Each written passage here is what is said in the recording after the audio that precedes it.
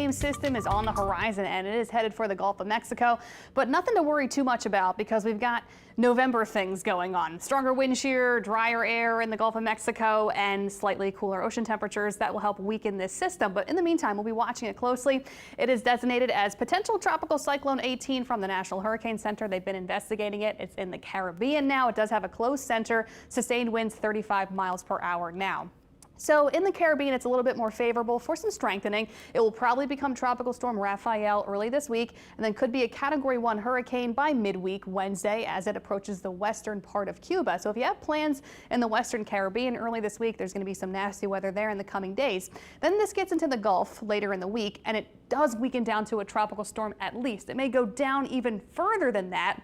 This is something we'll be watching closely. There's still a lot of uncertainty, a lot of spread in the cone of uncertainty later in the week. We are included in this on the top end of it in southeast Louisiana and South Mississippi, but it's not a guarantee it'll even come here. But I do think we'll see more tropical moisture later in the week, leading to more rain for us here at home. Probably late Thursday, Friday. Really the most rain we'll probably get is on Friday, and then possibly into early in the weekend as well. So I'll show you with the moisture going into the next couple of days. The system, could strengthen to a Cat 1 storm by the time it reaches western Cuba Wednesday timeframe. But here's all that tropical moisture getting directed around this upper ridge of high pressure into the Gulf.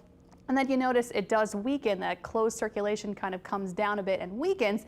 The latest model run taking more of the moisture to the east, towards Florida, towards the southeast. So we'll see. We may get a taste of that moisture later in the week.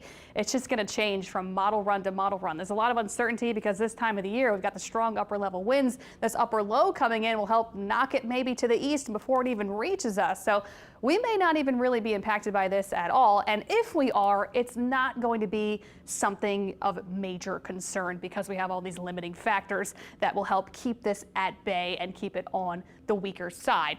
Here's that stronger wind shear that's just present over the Gulf, and it'll continue to enhance later in the week as that upper low approaches at least the Midwest and the lower Mississippi River Valley. So strong upper level winds help to knock it down in intensity. The drier air, the cooler ocean temperatures. I keep harping on these things because these are all our friends. These are all great things to harp on at this point in the season, so I wouldn't panic too much. And rainfall totals over the next week, the highest still look to be placed over Florida, Georgia, South Carolina, the Gulf of Mexico itself, the eastern part of it. Here at home, we may get up to maybe a ½ an inch, maybe up to an inch of rain at best over the next week. And we can certainly benefit from some rain. And we'll see multiple opportunities for rain, not even tropical moisture later in the week, but on Tuesday, a front comes nearby, and that will trigger a few showers for us. But like I mentioned, the next name on the list is Rafael. It will probably get named that by tomorrow or Tuesday at least. You probably noticed today it's warm, it's humid, no changes there. We're going to stay warm and humid over the next week. It's also breezy. We'll continue to see breezy conditions early this week as well. Sustained winds 10 to 15 miles per hour, gusting above 20 at times. And then as we get to later in the week with the tropical system nearby, we could get a little bit breezy, I would say, by Thursday and Friday. 10 to 15 mile per hour winds. Nothing to worry too much about, but we'll let you know if that changes, of course. But in the meantime, from now until Tuesday, we still have that coastal flood advisory in effect because of the continued east-southeast winds. So coastal flood advisory for the entire area.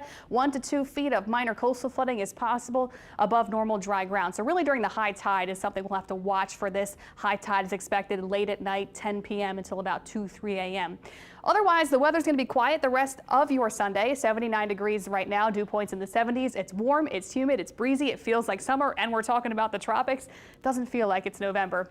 Couple showers happening right now, really offshore, but Lower Plaquemine seeing a few showers. St. Bernard also seeing a few showers as well. And we'll continue to see some showers at times the rest of today, but not expecting much. Temperatures stay warm in the 70s overnight. And then here's that chance of rain going up Tuesday and then going up again later in the week with that tropical moisture. Here's your 7-day summer-like weather as we head into the second weekend of November next week.